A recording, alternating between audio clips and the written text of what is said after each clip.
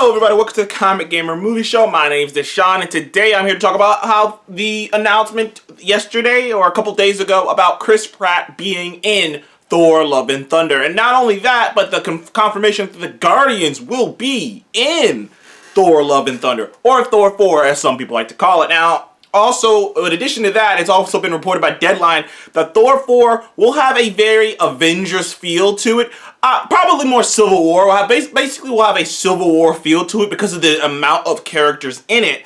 Because of the amount of known characters in it that you see. It's not going to be, it's going to have, like I said, it's going to have a Captain America Civil War feel in it, where the main characters are probably going to be, where this is the vibe I get from when I hear people talk about it. You know, people talking about the vibe of it. It's going to be kind of like Captain America Civil War in the sense of Captain America is the lead. Like, if you watch Captain America Civil War, and people have had arguments about this, I've had arguments with people about this, it's a Civil War movie, it's a Captain America movie and an Avengers movie at the same time, but it's a Captain America movie first. It starts with Cap, it starts with Cap's, the story revolves around Cap's story from his previous movie. Cap is the lead in it, you follow Cap, Cap has the most screen time, you really are following Cap's journey as he's discovering things.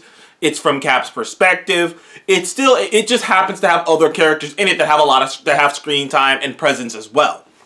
That's what I think. But Tony Stark is also a co-lead. He's like I guess he would be considered the co-lead. But he's like lead. He's like if Rogers is 1A, Tony is 1B.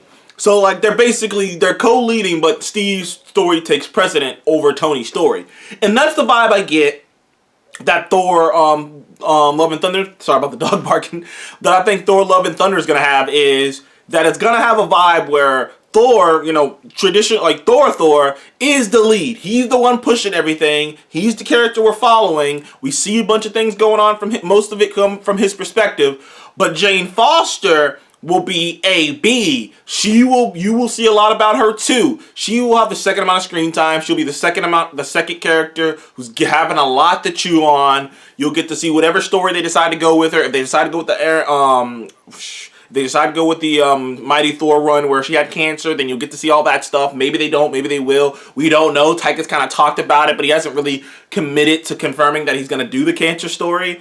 But either way, those two characters are going to be the lead, the anchors, and there's going to be other characters throughout it. Maybe you're going to see, you know, the Guardians, Valkyrie, Korg and Meek, whoever shows up. Maybe a Loki appearance. We don't know. But it makes a perfect sense that the Guardians would be in it.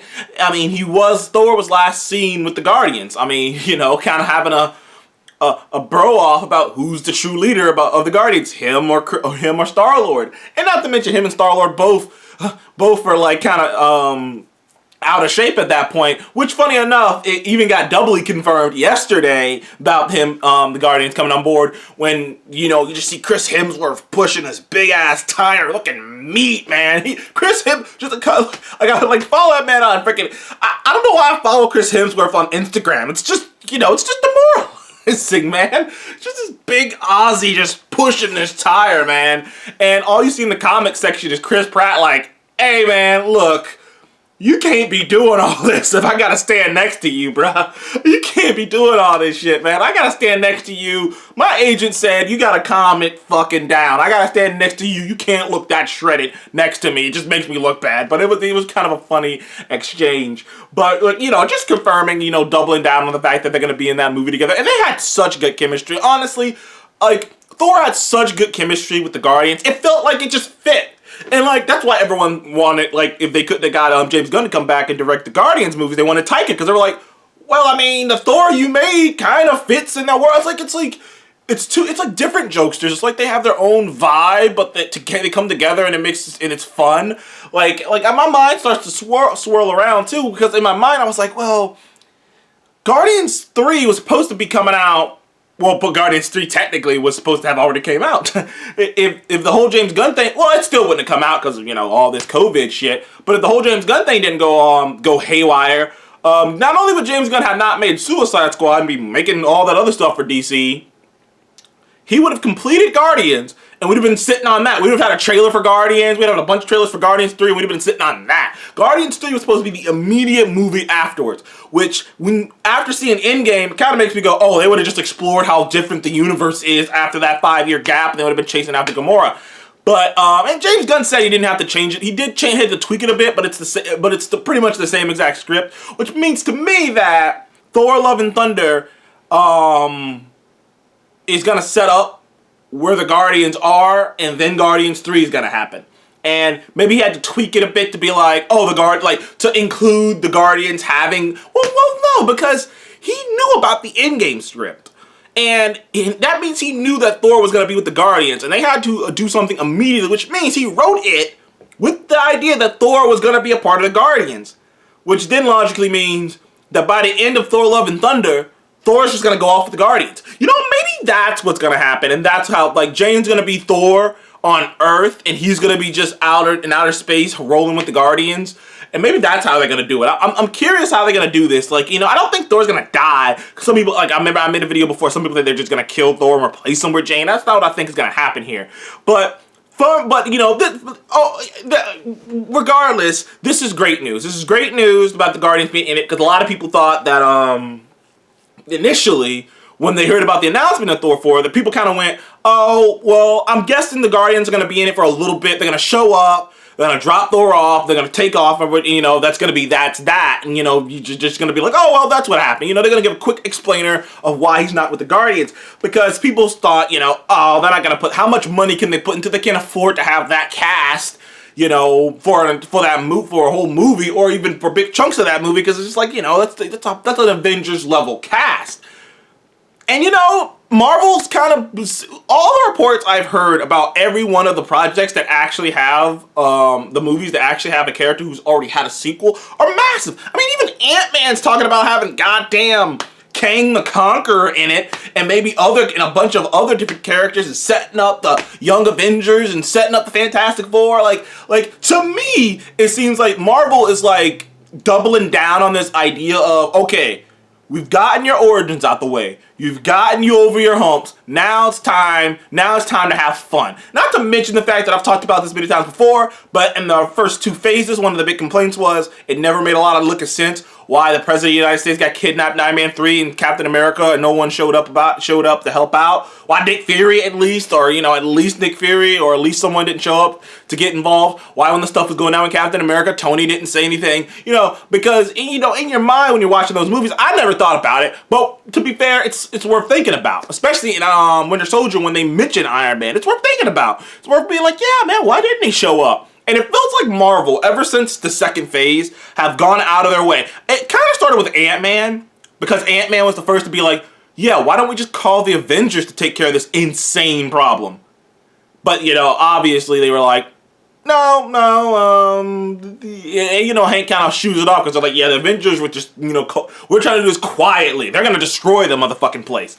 So it made sense. And ever since Phase 2, they have gone out of their way to at least attempt to make it make sense why other people haven't gotten involved. Either by making the occurrence so far away in outer space like Guardians, or by making it so small, or by making it happen so quickly that it makes sense no one got involved. It makes sense why Thor was, you know, or by explaining it, why wasn't Thor and Hulk in Civil War? Because they were out of space having the whole thing on, God damn it, what was the name of that, planet with the fucking Grandmaster on it?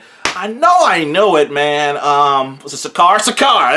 They were off on Sakaar having their battle, and, you know, trying to fucking save Asgard. So that was happening while Civil War was going on. Why wasn't Captain America or anyone in Spider-Man Homecoming? Because it was such a small time thing. It was just petty thing. It was just tiny small time thing, and the Battle of the Vultures never escalated to anything massive other than the final sequence with the plane. But at that point, it was already going down, and there's no way they would have gotten there quick enough. There's no way anyone would have gotten there quick enough. He's right there. You know, they actually started to go, why was no one in Doctor Strange? Because all of that stuff was happening in the mirror dimension. Some of it wasn't even happening in the real world. And then he reversed time any goddamn ways and fixed everything, so it's as if it never even happened. So like Marvel started to go out of their way to make it make sense why characters don't show up. So the fact that they're like, you know what? We don't need to try to make sense of it. Just have them in there. And I love that. I really love that because it gives me hope, you know. It makes you go, I never know who's going to show up where. Doctor Strange is in Spider-Man 3. And then Wanda is in Doctor Strange. Because, you know, like I said, it makes you go, it makes the world just so more connected. It makes it like, because some shows, like, you can tell, like, they're going out of their way not to, like, if you've ever seen, like, a TV show that's like Treadstone. Treadstone's kind of a spin-off show from the Bourne Identity. And in the show, they mention Jason Bourne, but you're never going to see Jason Bourne. You're never going to see Matt Damon show up on the show because they can't afford to have Matt Damon show up on the show. But Marvel has allowed themselves but Marvel has made so much money and has so much clout, they can just do it. They can just go, let's just have him in it. like I'm shitting you not. I'm telling you for a fact. Like, some people don't believe this. Brie Larson will be in Ms. Marvel. Brie Larson will show up in Ms. Marvel. I'm telling you right fucking now. I'm just telling you. So Bruce Banner will be in She-Hulk. You'll see a lot of people like, oh, how can they afford that? Dude, they can afford that. You gotta remember, these Marvel shows are gonna be $150 million plus an episode, $1 million plus a season. And if that's 6 episodes, that's over $25 million an episode. Put that in perspective. The biggest budget for biggest per episode budget was Game of Thrones at 13. Mandalorian's at 15. Mandalorian looks this fantastic at 16. The Marvel shows will have $25 million per episode. So this shit are movies. They can have big people show up in this. It's gonna feel so... I can't wait till the ball finally gets rolling on it. It's gonna be so crazy and interconnected. I just can't wait. Thank you guys for joining the Comic Game Movie Show. Are you excited about the Guardians of the Galaxy joining Thor and Thor 4? We still don't know who Christian Bale's playing. Some people think Gore. I hope it's Gore. I hope he gets some screen time. But you know, Marvel's new strategy of hiring huge actors who can do a lot with a little. You know, hiring huge actors and they kind of go, we're only give you about 25 minutes of screen time, maybe 20 minutes of screen time. You know, bunch of takes. But you make a character. We make a character. We put something in this character, make it fun, make it interesting, like a Killmonger or a Thanos. You're going to get about 25 minutes of screen time. Kill it. And they have these huge actors who can put a lot into a little. And this is another actor they're doing. I can't wait to see what he turns out to be. Thank you guys for joining our Comic Game Movie Show once again. Please remember to like, subscribe, and I'll see you in the next one. Goodbye.